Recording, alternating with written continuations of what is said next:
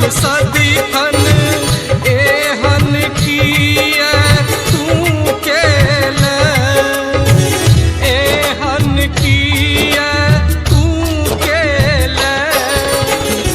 पीरा दो हमर हृदय के कोन बातक बदला ले ले।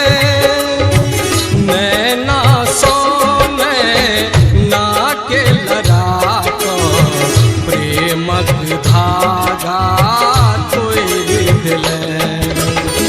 सुन के पगली पागल बना को हमरा किए छोड़ दिले, हमरा किए छोड़ दिले।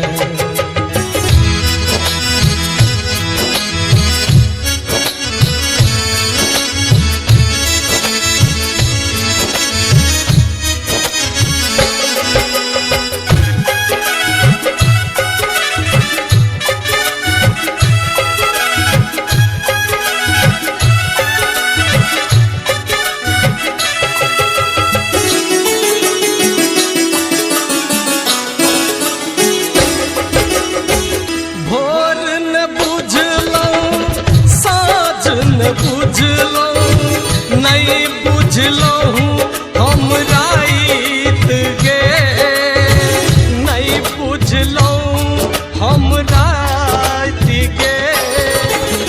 सोचै छलहुँ हम तोरा संग जिंदगी लेबै खुशी सँ काटि गे।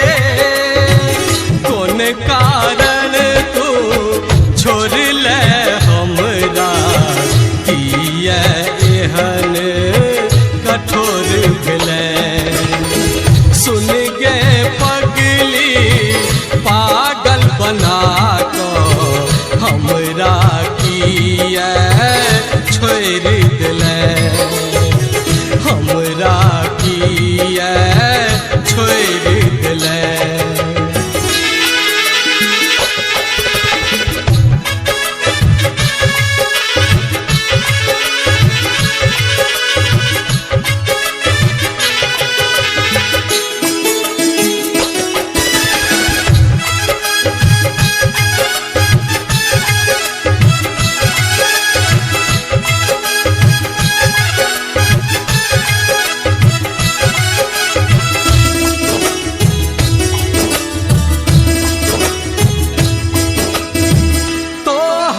चाकर में परी को हम छोड़ दिलौं दुनियादारी,